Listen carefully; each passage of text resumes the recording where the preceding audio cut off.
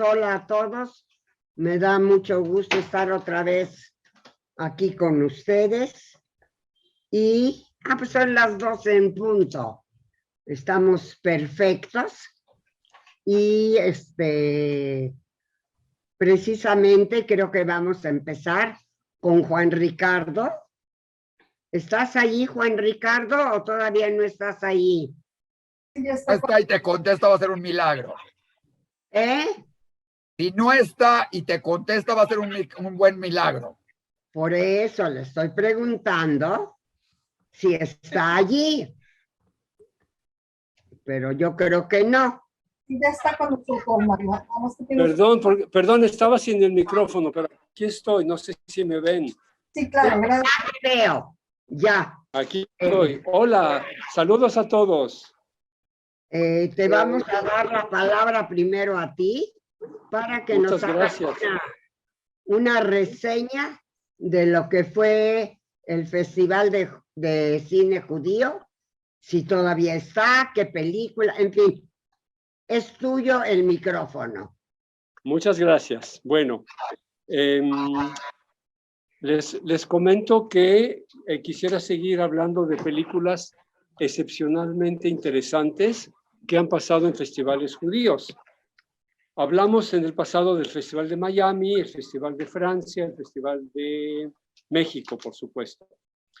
La semana pasada hablé de 3 documentales sumamente interesantes, bueno, en mi opinión. Ya les compartí los contenidos de esos documentales.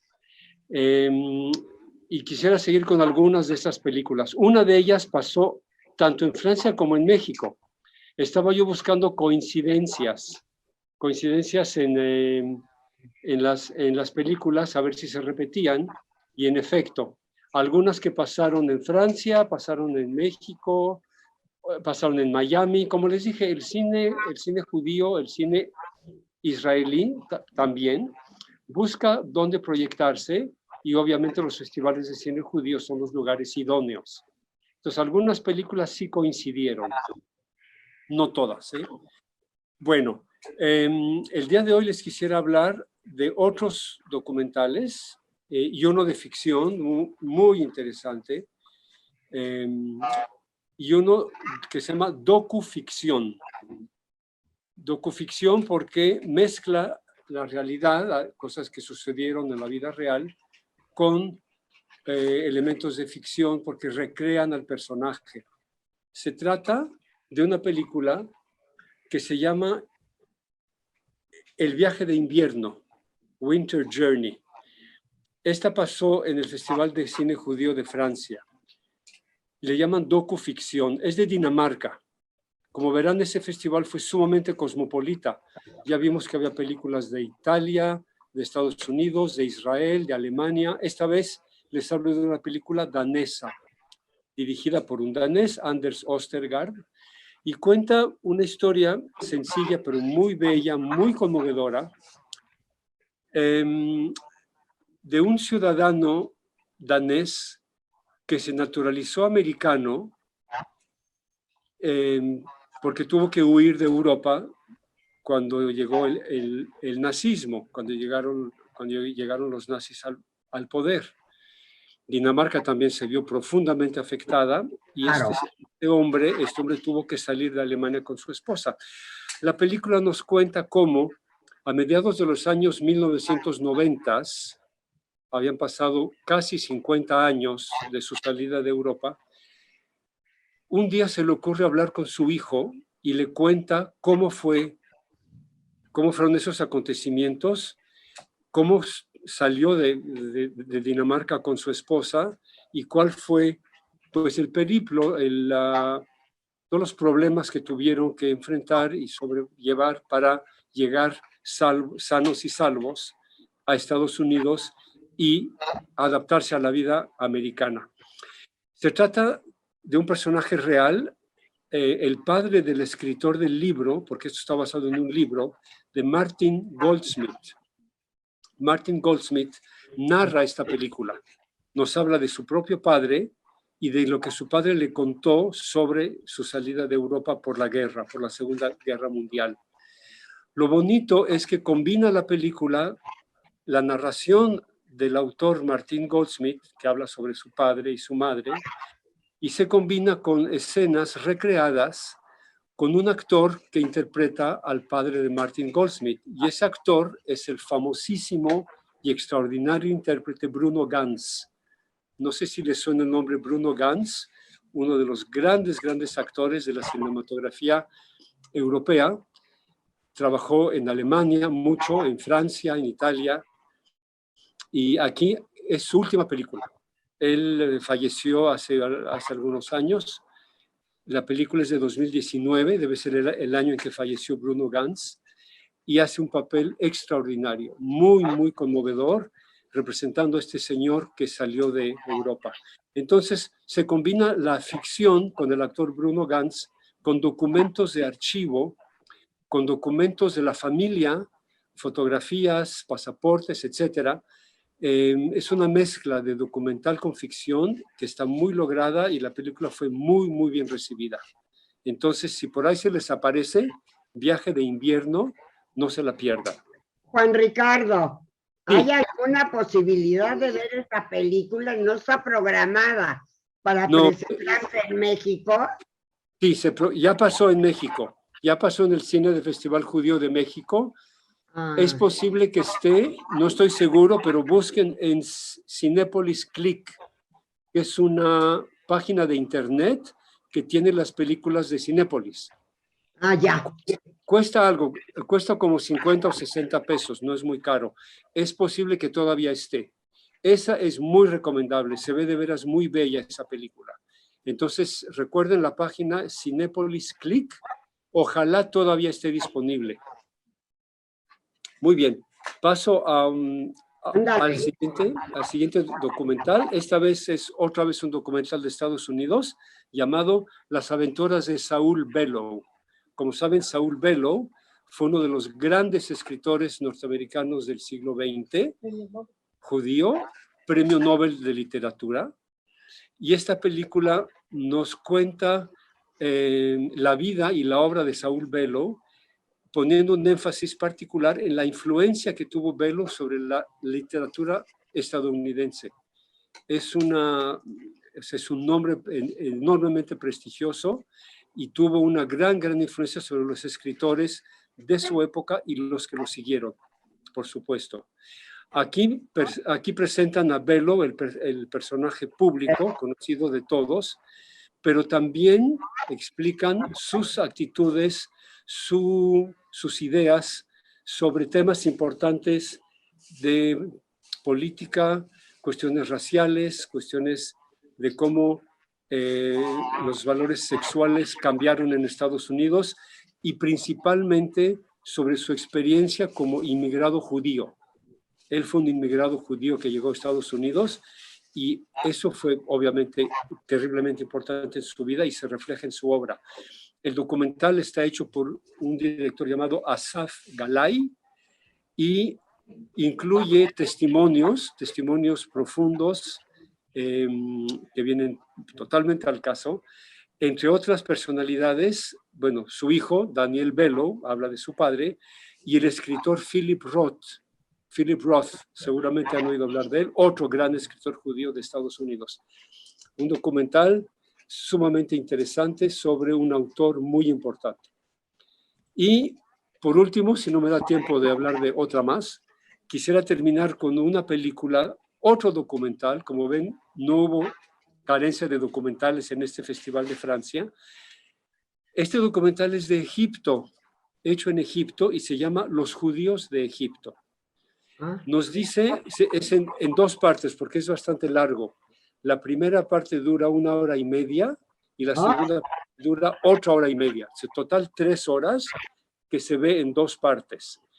La primera parte nos explica todo el pasado, es decir, la presencia de comunidades judías en Egipto durante 2000 años. Por 2000 años hubo presencia judía en Egipto, hubo una comunidad que existió y esa comunidad, explica el documental, desapareció casi completamente con la llegada de Gamal Abdel Nasser en 1956. se les dijo a los judíos que abandonaran sus bienes y sus posesiones y se fueran, se marcharan. Fueron expulsados de Egipto. No hubo una persecución como tal de tratar de matarlos, pero sí les dijeron no son bienvenidos, aunque su presencia aquí ya tenía 2000 años, les dijeron que se tenían que ir. Y entonces Egipto se quedó sin comunidad judía. La segunda parte de este documental, les recuerdo, se llama Los judíos de Egipto, dirigido por un egipcio, Amir Ramsés. Creo que no hay mejor nombre judío que Amir Ramsés.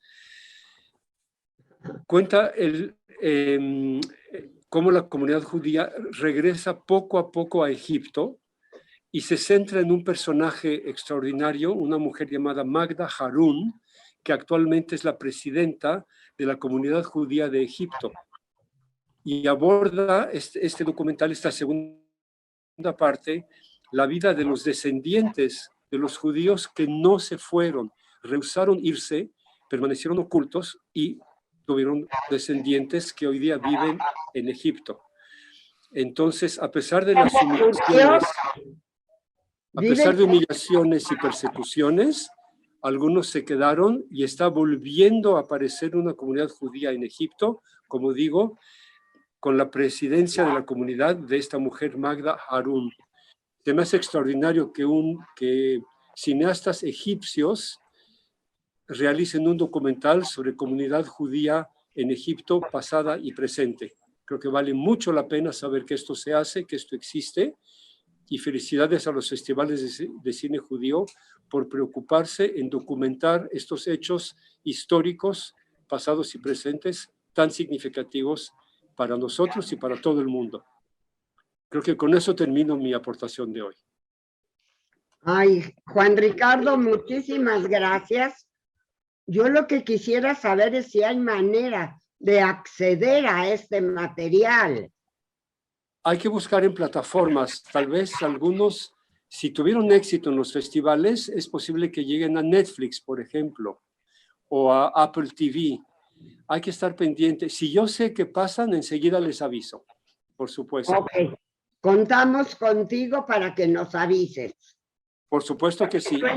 Lo dices que suena tan interesante, pues lo menos que podemos hacer es tratar de verlo. Claro, quisiéramos verlo, sí, sí. Ojalá pudieras conectarnos, avisarnos si viene, si pasan, sí, si hay planes y si cualquier cosa. Yo te lo voy a agradecer muchísimo. Por supuesto. Les recuerdo que el primero, el viaje de invierno, estuvo en el Festival Judío de México.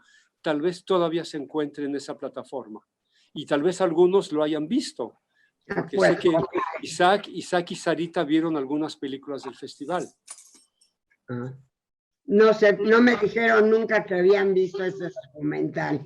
Bueno, muy bien. Pero me imagino que si lo vieron me lo van a comentar después de haber oído lo que tú dijiste. Pues con mucho gusto. Gracias por... No, gracias a ti. Gracias a ti. Hola, Sarita. ¿Cómo estás? Hola. Hola. Bueno, vamos a nuestra siguiente parte del programa.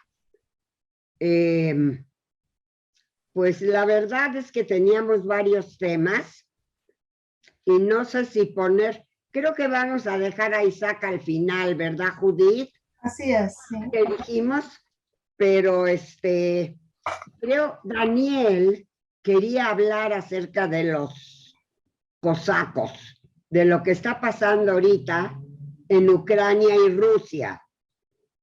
Y le vamos a dar la palabra, solo quiero yo recomendarles para cuando Daniel acabe, y espero que pueda conseguirse, no sé dónde, hay un libro de uno de los escritores más grandes de la literatura en yiddish, Sholem-Ash. Sholem-Ash tiene un libro que se llama, escribió un libro que se llama Kiddush Hashem. No sé cómo traducir, Kiddush Hashem. Si alguien me puede ayudar, Kiddush Hashem. Sacrificio por Dios. Kiddush Hashem. Morir en nombre de Dios. Sería morir en nombre de Dios. Ok.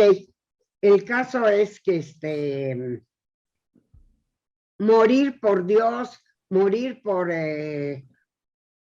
para mí es por ideas elevadas, pues. Si quieren llamarlo Dios, que sea Dios.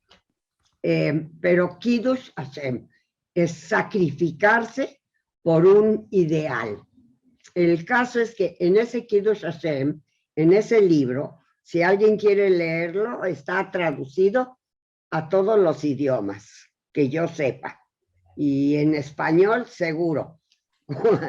Yo estudiaba con mis alumnos el libro Kiddush Hashem en segundo de prepa, creo, o en primero, no me acuerdo.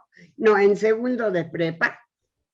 Y ellos creían que me engañaban. Lo leían en español y lo comentábamos en yiddish, pero lo leían ellos y creían que me engañaban, que me hacían creer que lo leían en yiddish. Pero bueno, eso es otro punto. En ese libro, Kiddush Hashem, está descrito maravillosamente, porque si alguien escribía bonito era Sholemash. Está descrito maravillosa todo lo que pasaron, cuál fue la historia de los judíos en Polonia en tiempo de los cosacos. Entonces, como que se presta para el tema que va a tocar Daniel ahorita y que es de suma actualidad. Daniel, te doy la palabra. Acuérdate que tienes tiempo limitado, como todos. Adelante. Tienes la palabra. Explica lo que vas a hablar. Vamos a hablar de Ucrania.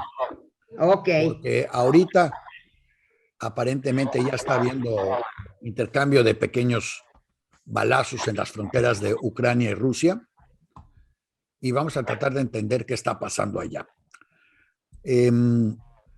Primero, notemos que el nombre del presidente de Ucrania es Volodymyr Zelensky.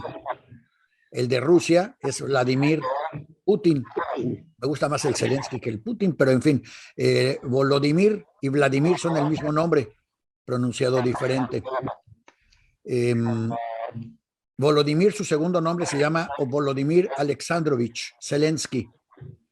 Y sus hijos, su esposa se llama Oleana Zelenska y sus hijos son Alexandra y Rima Zelenska. No es que sea importante más allá de que son nombres rusos. ¿Por qué lo subrayo? Bueno, porque el libro de Sholemash, el cual además en este programa y en Diario Judío hay un link especialmente preparado para el programa de hoy y para adelante, que ustedes pueden entrar y buscar este libro en Amazon. No tienen que hacer más que llegar a Diario Judío, buscar el libro de la semana y ahí está el link para que lo puedan comprar.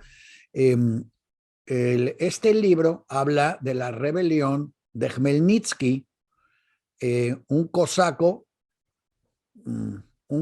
de familia noble a la que los nobles polacos le hicieron fuchis, y entonces Khmelnytsky se enojó y organizó un levantamiento popular, el pueblo. ¿Recuerdan esa frase? Hoy está muy de moda el pueblo en Estados Unidos, el pueblo en México, el pueblo en todos lados, el pueblo en Quebec, el pueblo, siempre el pueblo. Entonces, este pueblo se levantó con Khmelnytsky contra los polacos, que eran el imperio en ese momento, el imperio polaco.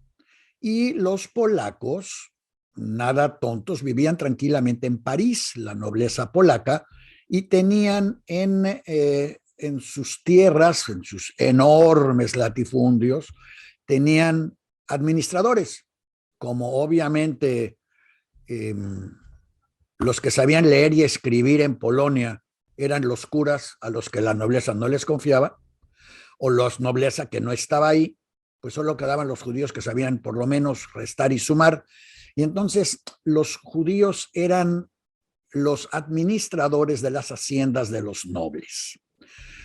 Esto lo sabía perfectamente bien Khmelnytsky, pero sin embargo, al hacer el levantamiento, para no perder tiempo en detalles, le dijo a toda la gente, la nobleza polaca nos vendió como esclavos a los judíos y hay que liberarnos de ellos. Y se armó algo similar prácticamente a lo que pasó en la Segunda Guerra, con el agregado también similar a lo que pasó en la Segunda Guerra, que era que cada vez que la suerte de los judíos dependía de los polacos los volvían a traicionar.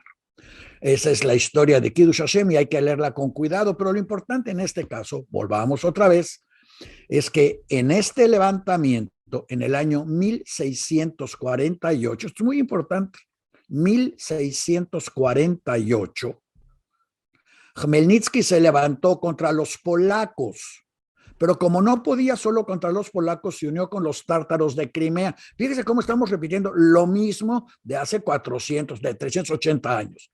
Crimea es tártara, no es Ucrania. Pero junto con los tártaros se levantaron. ¿Por qué participaron los tártaros? Porque el negocio de esa época era tomar esclavos y venderlos. Las comunidades sefaradís de Bulgaria hicieron fondos, también las de Turquía juntaron fondos para comprar a los esclavos ashkenazim que traían los tártaros. No era nada personal, era ahí están y los tomamos. No era nada personal que cuando se rompió la relación, los tártaros siguieron llevándose gente para venderla como esclavos, nada más que ahora eran ucranianos y cosacos. Bueno, el caso es que cuando los tártaros y los cosacos ya no estuvieron totalmente de acuerdo en quién vendía a quién, porque a los cosacos no les hacía gracia que los tártaros vendieran a los ucranianos como esclavos a los búlgaros, quisieron romper la relación y para romperla se unieron y llamaron a los rusos. En 1657, por llamado de los ucranianos, los rusos tomaron posesión de Ucrania. Sacaron a los polacos, sacaron a los tártaros y se quedaron con los cosacos, que a partir de entonces, y como verán hasta prácticamente 1941, fueron los soldados más salvajes del Imperio Soviético y siempre, bueno, del Imperio Zarista, y siempre del lado de las peores causas, nunca de las buenas. Bueno, si es que hay buenas o malas, el caso es que si alguien quería una masacre, había que llamar a los cosacos, ellos se hacían cargo, siempre de asesinar a diestra y siniestra. Además, hay una diferencia de religión. Como ustedes seguramente saben, Polonia era el bastión del catolicismo en el oriente. Ucrania era el bastión de la iglesia ruso ortodoxa de oriente. Entonces, ya de entrada, polacos y ucranianos, pues los dos eran católicos, pero no más primos lejanos y no se querían mucho. En fin, esta historia, quienes lean Kiddush Hashem van a saber que la destrucción fue increíble y solo los nazis pudieron superar las porquerías que hizo Khmelnytsky y su gente a las comunidades judías. Solo como unos datos, prácticamente el 90% de las comunidades judías al oeste del Dnieper desaparecieron. Es donde vivían los cosacos. No quedó nadie. Y del este se salvó el 10%. Surgieron dos falsos mesías que dijeron que ya eran Jesús y venía de regreso para salvar a los pocos que quedaban. En la historia polaca, sin embargo, esto se conoce como la destrucción. Prácticamente a lo mejor hasta lo podríamos convertir en el holocausto, porque terminó la edad de oro de los polacos en un verdadero baño de sangre. A los polacos les fue tan o igual de mal como a los judíos, porque los ucranianos arrasaron con odio jarocho contra todos.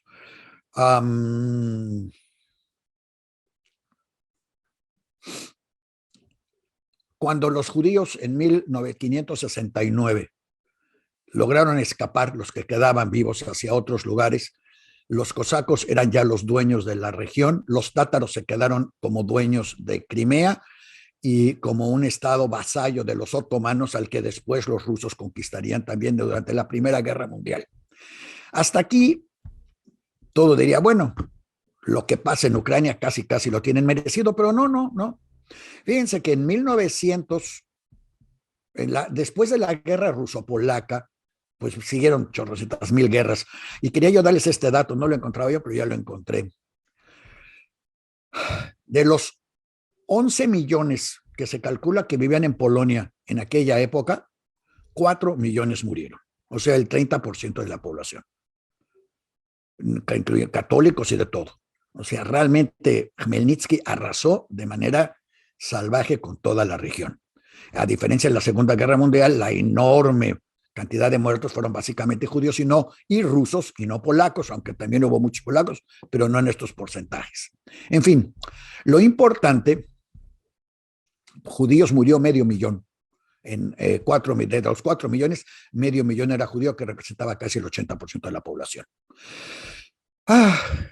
Esas épocas, cómo las extrañamos, ¿verdad? Y las volvemos a repetir.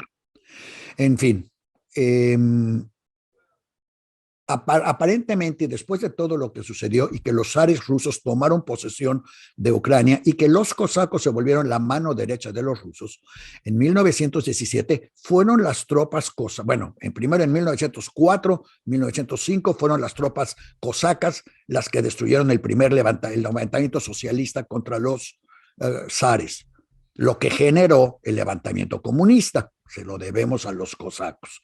Y en 1917 fueron los cosacos los que armaron y levantaron el levantamiento y la resistencia contra los comunistas. En 1941, el 22 de junio, para ser específicos, los nazis atacaron con la Operación Barbarroja la Unión Soviética. Y para Goebbels fue un regalo del cielo el que en el momento en que empezaba a invadir Rusia, los cosacos cambiaron de partido y se unieron a la Wehrmacht. En 1944, un decreto especial de Henry Himmler nombró al general Shkurov y a otros generales cosacos como jefes de la reserva de tropas y miembros de las SS alemanas, las cuales se ganaron gracias a las masacres especialmente de judíos que hicieron en Ucrania, Bielorrusia y toda la región de la que estamos oyendo hablar ahorita. Esto fue muy bueno que Himmler hiciera eso porque al terminar la guerra, siempre llegan tarde estos cosacos aparentemente, al terminar la guerra, los ingleses entregaron a todos los cosacos que se habían refugiado en Austria, Alemania y las zonas de los Balcanes, los juntaron y se los mandaron de regreso a Rusia para que fueran juzgados como traidores a la patria. Es por demás decir que dentro de los que mandaron, se calcula que fueron entre 50,000 personas en las que había 11,000 niños, mujeres y ancianos, ninguno quedó vivo. ¿Por qué mencionamos esto? Porque la población de Ucrania ya no es de cosacos. Los cosacos la abandonaron después de la Segunda Guerra. La población de Ucrania es fundamentalmente de rusos y de ucranianos no cosacos, llamémosle así. Y eso nos trae al día de hoy. Hoy los rusos estaban exigiéndole a los americanos que respetaran o que crearan una neutralidad de Ucrania tipo la de Suiza, o sea, que ahí no iba a entrar bajo ningún concepto la OTAN, porque Ucrania desde hace 380 años es parte de Rusia y además es el puente de entrada a Moscú. Cuando Napoleón quiso invadir, tuvo que entrar por Ucrania. Cuando Hitler quiso invadir, entró por Ucrania. Si la OTAN quiere invadir, va a tener que entrar por Ucrania. Y lo que Putin está pidiendo, entre otras cosas, es la garantía de que eso no va a volver a suceder, porque como Ucrania ahorita no es parte de Rusia, no tiene manera de evitar que eso suceda. Y pidió las garantías de neutralidad que se firmaron en el acuerdo de Minsk, pero que no se han respetado mayormente ni por los americanos ni por los ucranianos. Y lo que está sucediendo es casi desgraciadamente lo mismo que pasó en Irak. Yo no sé si ustedes saben que en Irak, unas horas antes de que empezara el ataque, el gobierno iraquí estaba convencido que los americanos no iban a invadir porque un iraquí estaba todo el tiempo negociando con el con el Departamento de Estado americano, y el iraquí le decía, como hace un iraquí, si me das 10, te doy 5, te doy 8, te doy 4, y el pobre gringo no entendía nada, y solo dijo, a mí dime que te vas o que no te vas. Y el otro tratando de negociar, le decía, bueno, me voy, pero 4 pasos y me das $8. Y finalmente empezó la guerra por falta de entendimiento. Y después de la guerra, el que estaba a cargo de las negociaciones lo reconoció, que lo que pasa es que él no entendió para nada el idioma de negociación de los iraquíes. Tenían que haber traído a alguien que entendiera el mundo árabe para entender lo que les estaban diciendo. Y lo mismo está pasando ahorita con los rusos. No hay ningún americano de origen soviético o de origen ruso o que venga de la Unión Soviética que entienda la mentalidad de cómo negocian o hablan los rusos para llevar a cabo las negociaciones y saber qué le está diciendo realmente el otro lado. Dado eso, es perfectamente factible que los rusos sientan que tienen la necesidad de volver a entrar a Ucrania para proteger sus fronteras.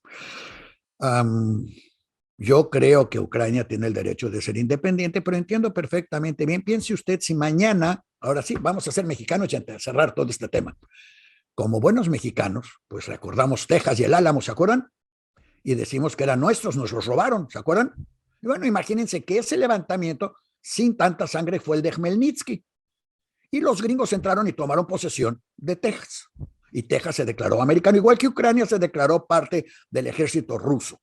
Es más, Ucrania se llamaba Rus, era Rusia propiamente dicho. Y ahora, esto fue hace pocos años, esto no fue hace 380 años, y Ucrania es del mismo tamaño que Rusia, que Texas, perdón. Y ahora vamos a decirle a los gringos que nos los regresen. Yo quiero ver con qué sonrisa el Departamento de Estado nos regresa a Texas, pues porque tenemos razón. Pues no nos lo va a regresar. Ahora, lo estamos comprando, ya compramos la refinería, ya compramos la casa de Houston, vamos a tratar de comprar todo lo que podamos en Texas. Y una vez que compremos suficiente, vamos a declararlo independiente. ¿Qué cree usted que van a hacer los gringos si tratamos de hacer eso? Se nos van a venir encima. Porque aunque hayamos comprado casa por casa, todas las casas, y nombremos al joven embajador o gobernador, los gringos no lo van a permitir. Es exactamente lo que está pasando con Putin. Quiero creer que esta vez no va a haber una masacre. Quiero creer que los ucranianos van a tratar de defender el país, lo cual saben que no pueden hacer. Desafortunadamente, los más jóvenes, los más heroicos, van a morir en el asunto, porque son los que se van a parar enfrente de los tanques. Pero la realidad es que ellos dicen 48 horas, yo creo que están abusando. Yo creo que en 24 horas los rusos conquistan tranquilamente Ucrania, porque les van a cerrar todas, les cierran el gas, les cierran la luz, se acaban las computadoras, no hay comunicaciones, tienen rodeado toda Ucrania por todos lados de soldados, la ocupan, la retoman, se acabó y no va a pasar absolutamente nada al día siguiente porque Ucrania no tiene ninguna importancia económica para el resto del mundo. La bolsa de valores, cuando ya se estabilice martes, el lunes no hay bolsa de valores, lo cual quiere decir que pues, sería un buen día para invadir, y el martes o miércoles se estabiliza y todo el mundo se acabó la discusión y se les olvidó Ucrania, que no tuvo que haber sido una guerra, podía haber sido simplemente una declaración de neutralidad. Lo importante es que en la primera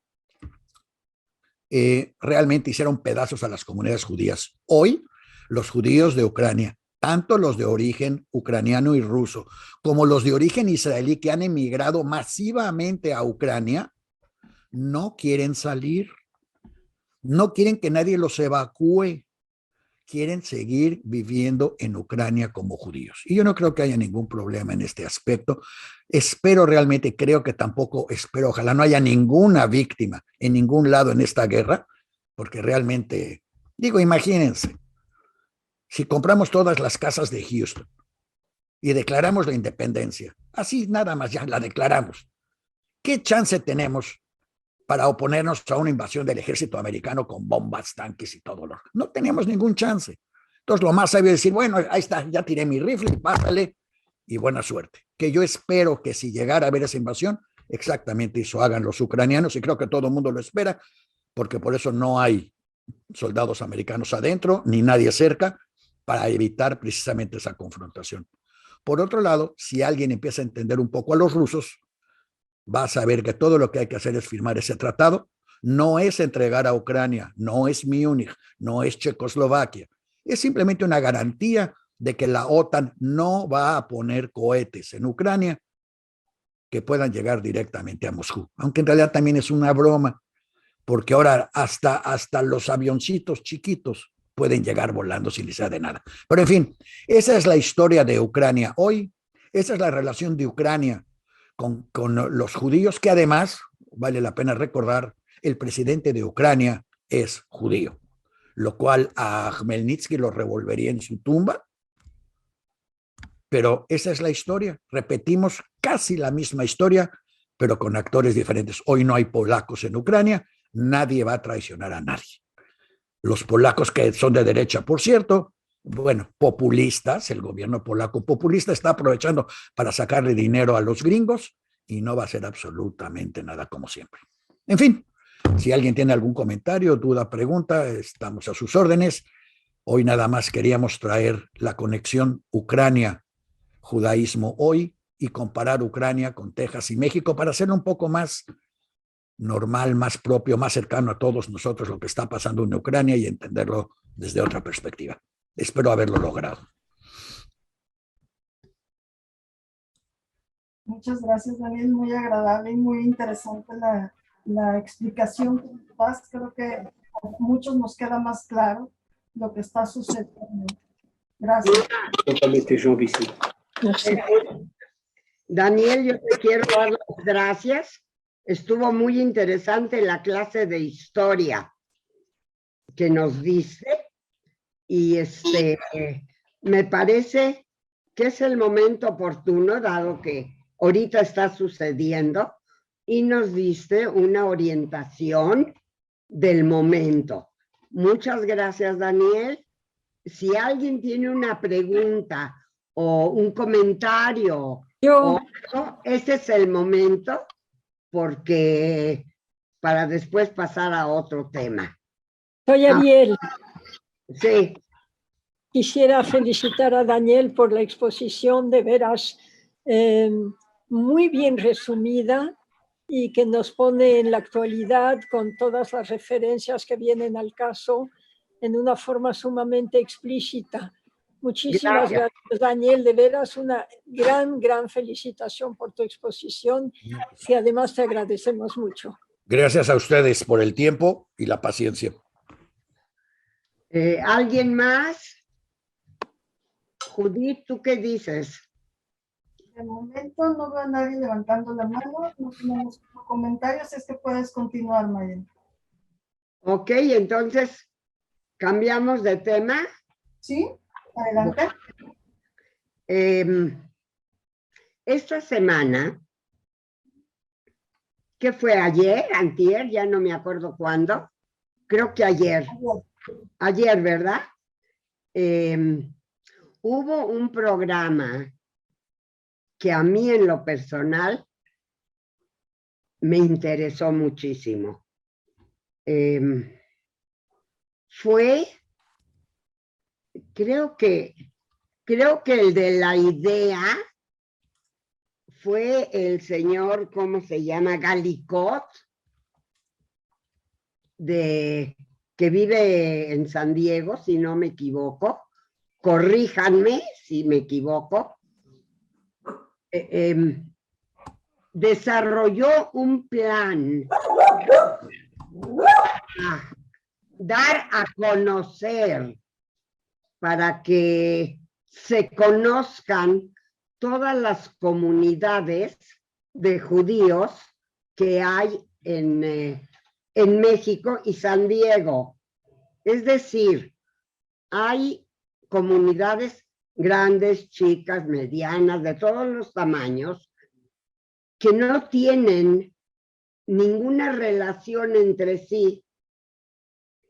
Tengo entendido que el plan es buscar comunicación, enterarnos cómo viven ellos que se enteren cómo vivimos nosotros. Claro, cada quien tiene su ciudadanía, pero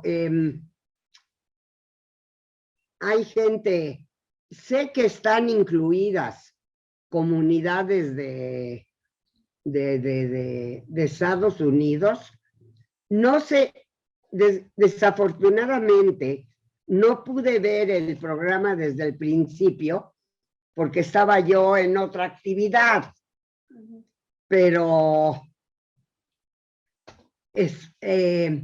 espero que Isaac, si le doy la palabra, nos va a hacer el favor de explicarnos en qué consiste este programa, qué es lo que quieren y por qué lo están haciendo, de qué se trata, cuál es la tirada de esta nueva actividad que creo, por lo que sé hasta ahorita, es algo muy positivo, poner en contacto a comunidades judías que no tienen relación entre sí, a lo mejor ni saben una de otra, pero sé que entrevistaron, yo alcancé apenitas uno o dos, creo que me tocó Tulum, no sé, Mérida, algo así, que yo ni sabía que había una comunidad organizada en varios provincias de México. Isaac, ¿estás por allí? Isaac. Sí estoy. Oh, Sí estoy. Pues, no me asustes. Quizás puedas explicar mejor cuál es este proyecto y cuál es la tirada de este proyecto, cuál es la finalidad, cuál es el ideal, porque creo que Diario Judío está metido en el proyecto. ¿Estoy bien o me regreso? Regrésate, no sé a dónde te vayas a regresar, o sea, pero a ver. Ok, entonces te doy la palabra y por favor explícanos de qué se trata el plan del señor, es el señor Galikov, ¿no? A ver, vamos por partes. Sí. México, cuando la gente habla de la comunidad judía de México, normalmente habla de la comunidad judía que está en la Ciudad de México, sí, donde está el 98% de la comunidad, podríamos decir, dividida en 5 o 6 comunidades, depende cómo lo quieran ver, en ese sentido, pero se habla de esto. Alguien menciona de repente Guadalajara y alguien menciona de repente Monterrey. Y Guadalajara se maneja como la comunidad judía de Guadalajara. Ojo, hay 2 comunidades judías en Guadalajara, hay 30 personas y son 2 comunidades. Digo, nada para que quede eso. Y Monterrey, ahí van por eso, ¿no? Bueno, no hay 30, hay un poco más en ese sentido. Y de repente se habla de muchos que se fueron mexicanos, que se fueron a Cancún a vivir en algún momento y crearon también su comunidad. Un ejemplo de otra que se creó fue la de Tijuana, de mucha gente que se fue a Tijuana. ¿Qué sucede? O sea, por ahí del 80 todos vivían en Tijuana e iban a San Diego y tenían algunos casas en San Diego y vivían, y el KEN, lo que era la organización juvenil, el centro de reunión, estaba primero en Tijuana, pero ya tenían una sucursal en San Diego, ¿sí? Pero yo recuerdo que en el 80 y tantos fuimos a Tijuana y las actividades, y nos reuníamos, y estábamos en Tijuana y nos cruzábamos a San Diego. Hoy la situación es al revés, viven en San Diego y algunos en Tijuana y todo. Por eso también dentro de esta mezcolanza se incluye San Diego, pero de esa nos podría hablar más Daniel y todo eso, pero la mayoría son Tijuana, San Diego, ¿sí? De origen mexicano, porque también hay comunidad. Daniel, ¿quiere decir algo? Dije. No se te oye porque tienes el micrófono apagado, así que así puedes seguir hablando. Puedes seguir hablando con el micrófono apagado, Daniel. No existe. Nadie te oye, así que no hay problema, si no hay peleitos. No existe una comunidad Tijuana-San Diego.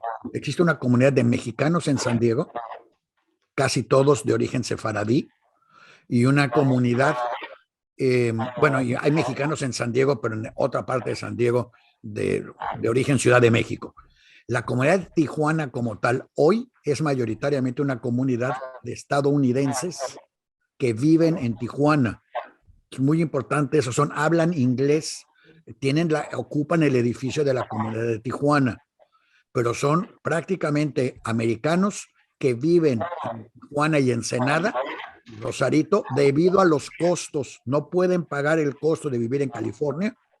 Parejas jóvenes en las que él sale a trabajar al sur de California durante la semana y regresa jueves, viernes, sábado, o los que trabajan desde lejos pueden vivir mucho más barato en el sur de la frontera. Gracias. Síguele, Isaac.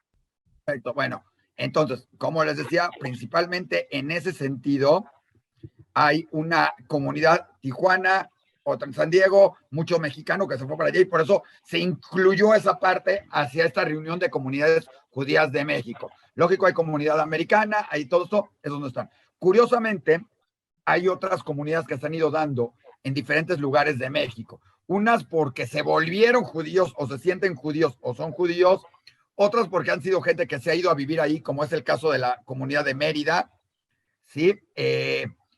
Otras donde llegan muchos judíos, se llaman comunidades, podríamos decir, pasajeras o de vacaciones, ¿sí? Donde existía muy fuerte la de Los Cabos, Tulum, en un momento dado Cancún, de gente que llegan muchos judíos y que quieren estar ahí, o sea, Acapulco, no hay una comunidad de judíos en Acapulco, pocos viven, bueno, durante 2 años hoy vivieron ahorita muchos judíos en Acapulco, pero eran de México que tienen sus departamentos en Acapulco o Valle de Bravo, donde apenas están querían crear unos de algunos que se fueron a vivir a Valle Bravo en un estilo kibutz y quieren, Atiza, se llama Atiza, y quieren crear su comunidad ahí. Próximamente tendremos la de Ixtapan de la Sal con la ciudad de la Torá, pero todos son como, esas son muy de momento, ¿no? Pero hay otras que sí están integrados y se están buscando quedarse como comunidad. Hay muchas que están integradas por el rabino de Chabad, porque todos sabemos que Chabad tiene rabinos en todos lados donde haya algún judío que pase por ahí, ¿sí? Y por eso sabemos que en la luna no hay vida, por lo menos no hay vida judía, porque si no ya habría rabino de Chabad ahí, y en Marte todavía no hay ninguno, porque esos hay en todos lados. Pero como hay rabino de Chabad, ¿sí? Mucha gente llega. ¿Qué sucede? Hay muchos turistas o muchos mochileros que vienen de Israel, ¿sí? Y que van, por ejemplo, a San Cristóbal de las Casas, o van a Tulum, como decíamos, o van a otros lados, y pasan, y la costumbre es, bueno, voy a ir a buscar a los de Chabad porque los de Chabad me van a ayudar, o me van a dar donde quedarme, o voy a tener comida, o voy a tener algo. Y es impresionante de dónde sacan comida kosher, cómo le hacen, pero es, o sea, si alguna vez viajan por el mundo y quieren ver y decir, ¿a dónde demonios llego y que me atiendan? Pregunten por los de Chabad. Va a haber a alguien y los van a atender y están mucho en ese sentido, brindando ayuda. Entonces, aquí lo que hizo José Galicot fue tratar de darles un poquito de voz, que se conocieran entre las diferentes instituciones, que más gente conociera que existen estas comunidades. A algunos les pesa decirles comunidades, otros no les pueden decir comunidades porque, como dicen, no hay un templo, en muchos no hay un templo o rezan en una casa. Ojo, uno de los principales conceptos para tener comunidad normalmente se llama tener un cementerio, ¿sí? Es lo primero que establece que hay una comunidad judía en un cierto lugar. Es como un plus ahí, ¿sí? En muchos de estos lugares no hay un cementerio judío. Normalmente si alguien fallece, los traen a México y aquí se les entierra, ¿no? ¿Sí? Entonces, estas comunidades no tienen un cementerio, entonces para muchos no son comunidad, y para otros son porque ya tienen un rezo, otras están buscando un rabino, otras están buscando que se vayan jóvenes como Monterrey, que trata de llevar parejas nuevas. O sea, cuando se le preguntó al de Monterrey cuántos son, y creo que dijo 300, dijo, no, ya somos 348 o algo así. ¿Por qué? Porque vienen 4 parejas nuevas que llegan a Monterrey en algún momento.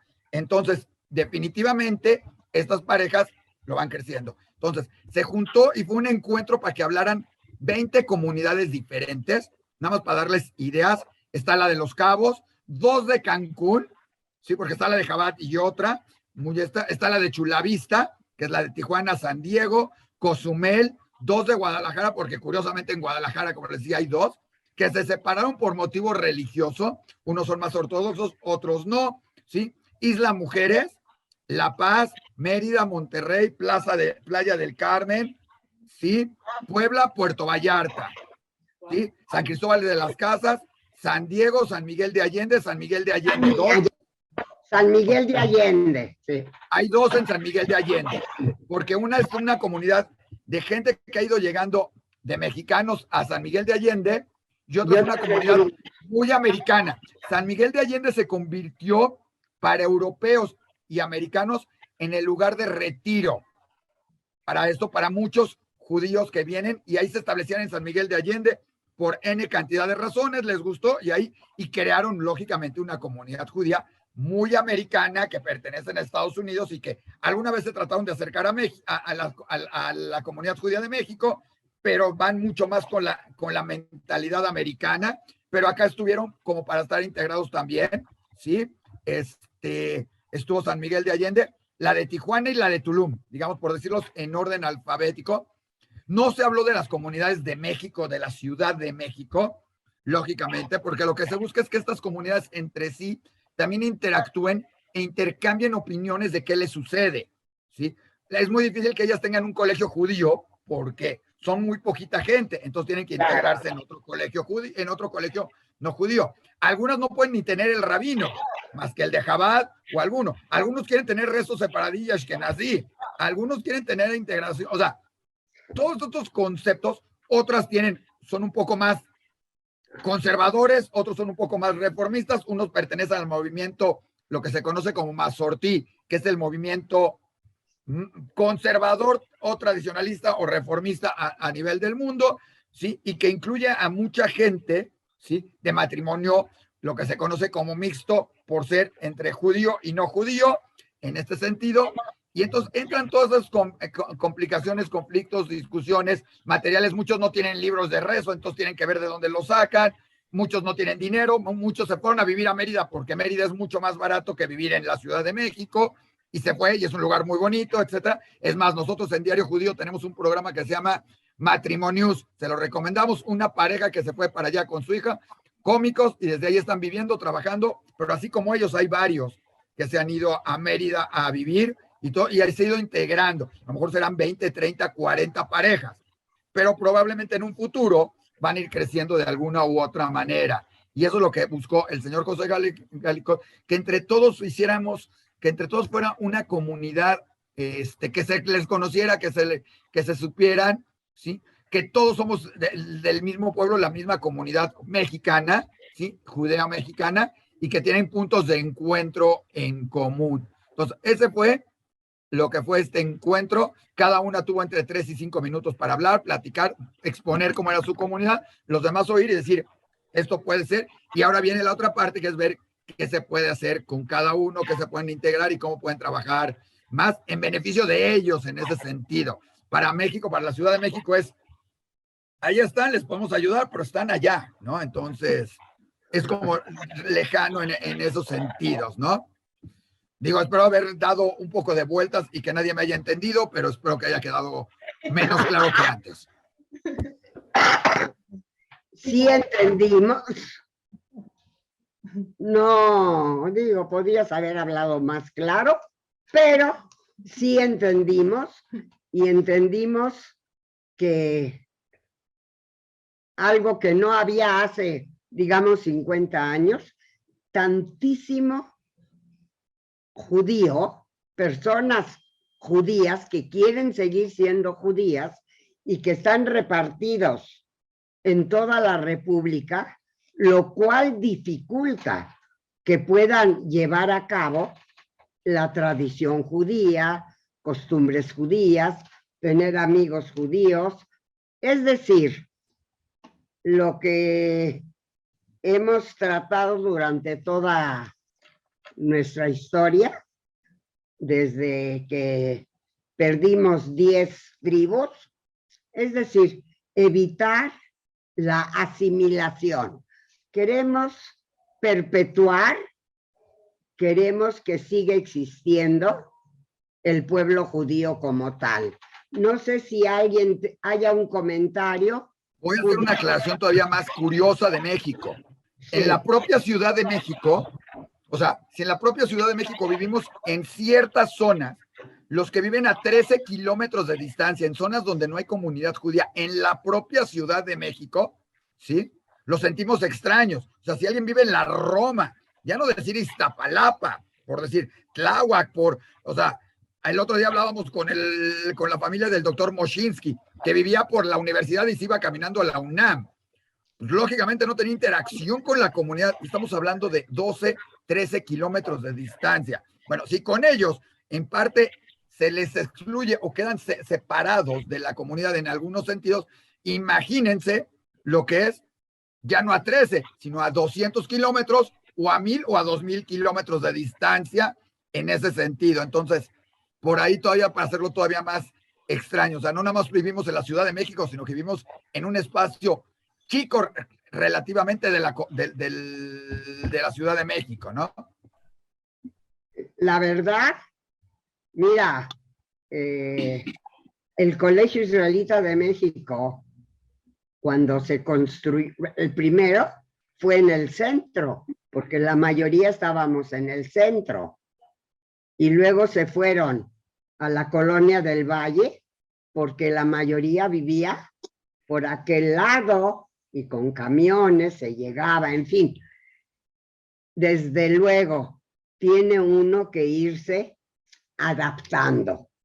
Y bueno, ya ven ahorita, yo me acuerdo cuando el Colegio Judío de México, el Colegio Israelita de México, pues se fue allá, lo que era el quinto infierno, era lejísimo. Quinto infierno. Era lejísimo donde se fue la Irshe, y sin embargo, ahí está, y allí llegamos todos. Muchísimas gracias, Isaac, por habérmelo aclarado, porque yo de veras, me lo perdí. Lo que quiero saber, ¿está todo grabado para poder verlo completo? Me parece comercial, está en Diario Judío. Ok, para poder escuchar directamente a los representantes de todas las comunidades. Realmente es interesante escucharlos, porque aunque parece que tienen problemáticas similares, también tienen problemáticas diferentes, pero también incluyen muchas cosas. Entonces, es interesante ver cómo se formaron, por qué se formaron, qué está sucediendo con cada una de ellas, ¿no? Muchísimas gracias, Isaac. Como verán ustedes, esta vez fue un programa un poco diferente. La que menos participó fui yo, pero pues no importa. Espero que haya estado interesante. A mí en lo personal, debo decir que me encantó el programa. ¿Puedo comentar y preguntar? Así rápido, Claro. rápido. Sí, a mí también se me hizo sumamente interesante. Quiero agradecer a Daniel primero, excelente exposición. Isaac también me gustó mucho. Yo no sabía todo esto. Me considero ahora más informado sobre las comunidades judías en México. A mí se me hizo muy clara la exposición y realmente interesante. Aprendí mucho y tengo una pregunta, especialmente para Isaac o el que quiera contestar.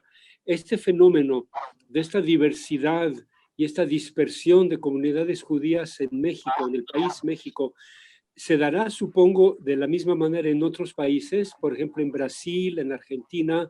Isaac, tú estuviste en Colombia. ¿También tienen estas mini comunidades separadas unas de las otras? Realmente la única, o sea, Brasil sí tiene, pero tiene comunidades más fuertes y cada una es independiente. Sí, ahorita seguramente Daniel sabe más también, pero Brasil tiene, Argentina tenía muchas comunidades en diferentes ciudades, ¿sí? Pero estamos hablando que en Argentina llegaron a ser, si no me equivoco, alrededor de 800,000 judíos, o sea, cada uno. Estados Unidos no tienen estas comunidades, a lo mejor Daniel sabe, pero en Estados Unidos, por lo que yo tengo entendido, no se integran como lo es la comunidad judía de México.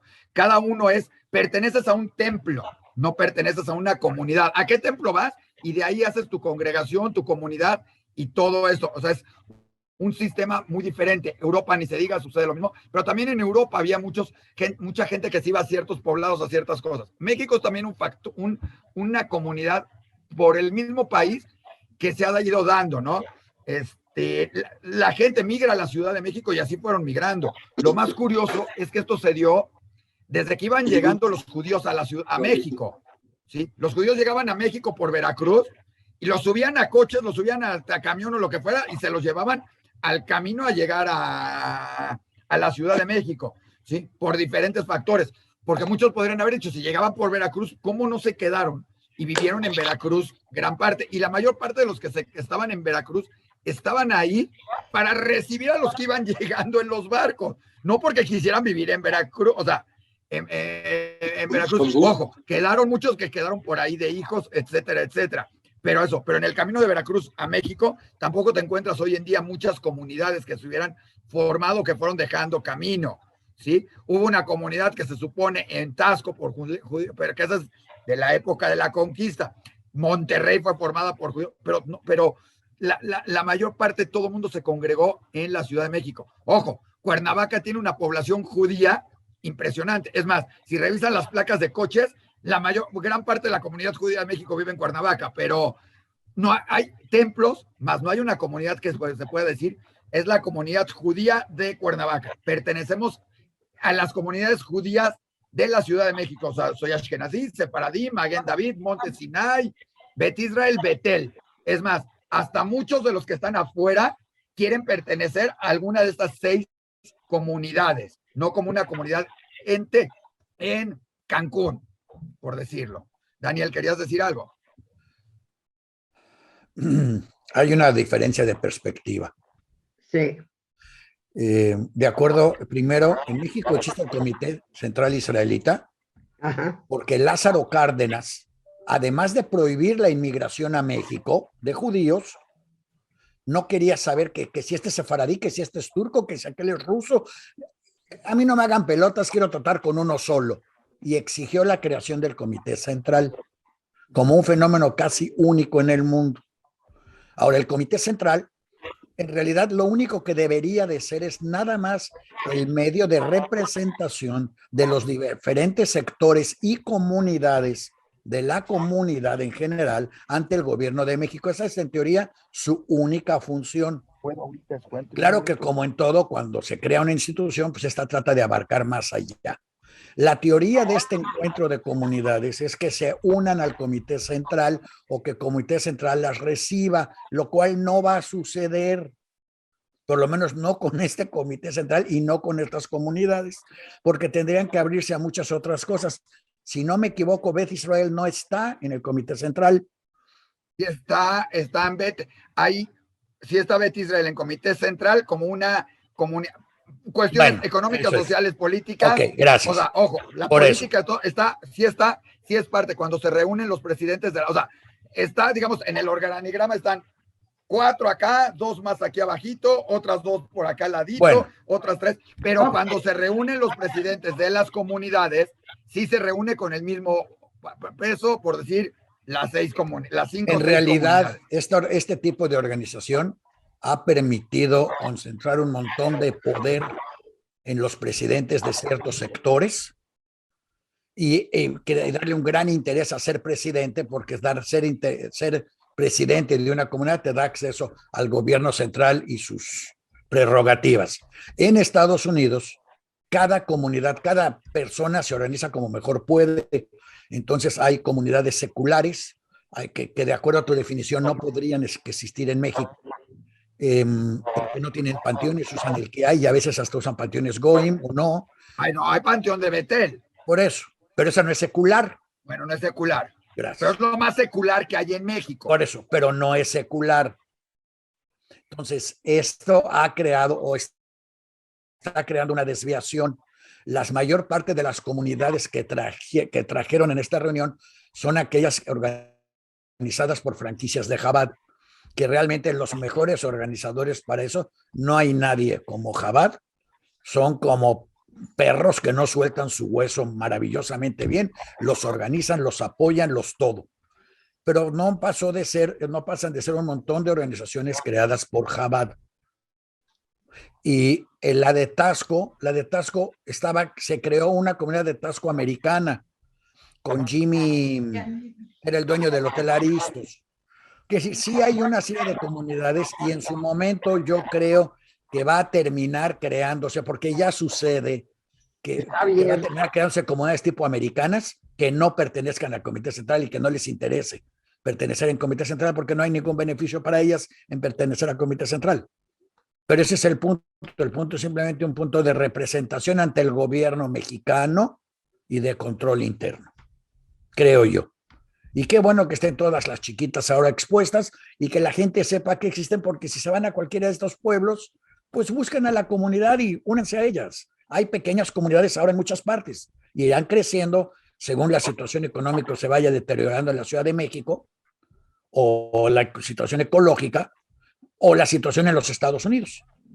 Porque no hay mejor forma de vivir como retirado en los Estados Unidos que yéndose a Taxco, a Cabos, a Cancún, a San Miguel de Allende, etcétera, y seguir viviendo ahí.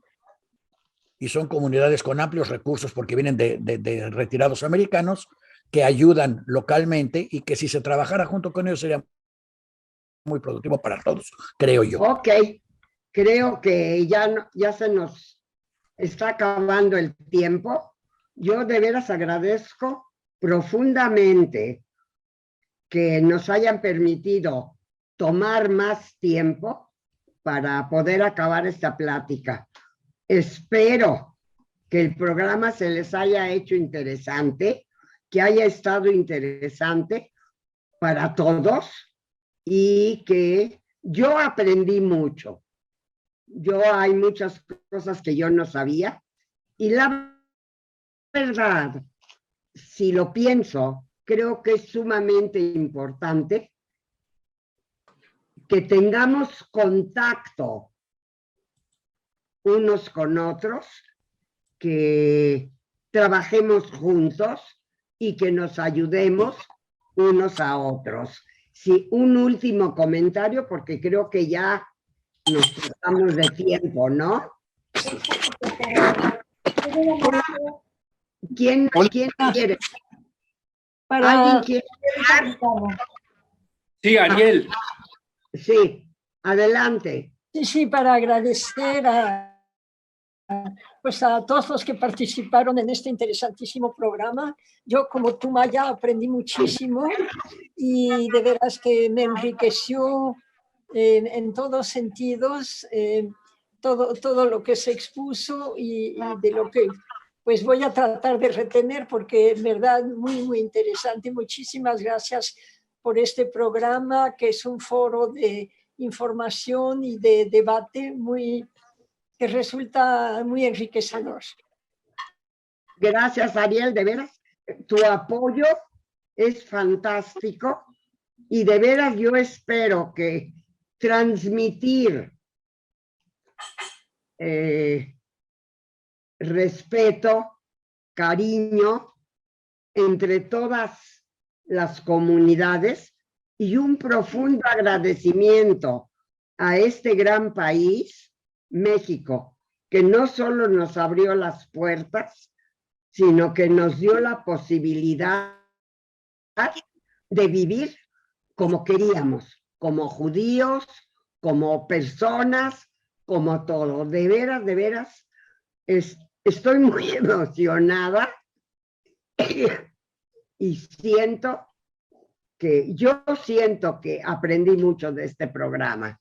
¿Alguien más quiere comentar? Shabbat shalom a todos. Bueno, Shabbat a todos. Agur Chávez. Una buena semana, un buen fin de semana, que todos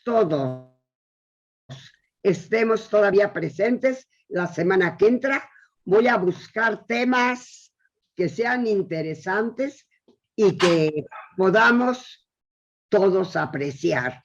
Y quienes quieran conocer otros temas, sí, acabamos de inaugurar un nuevo programa que no tiene nada que ver con este, que se llama Noticias del Bienestar, y que usted puede escuchar si se va a tijuanotas.com,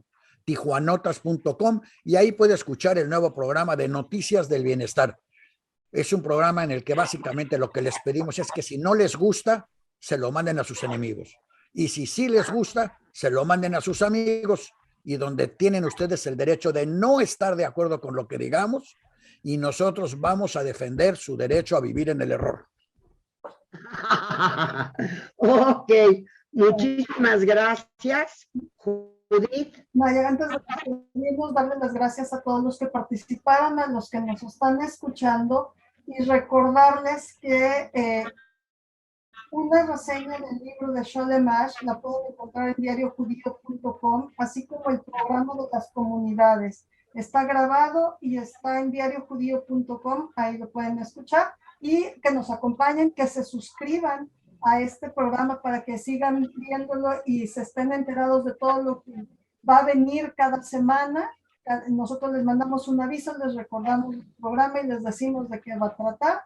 Y los esperamos. Escríbanos a diariojudío.com, info@diariojudío.com, y con todo gusto estarán informados de todo esto. Pueden seguirnos también en nuestras... Muchas gracias. Gracias. Salud. Buena suerte. Felicidad a todos.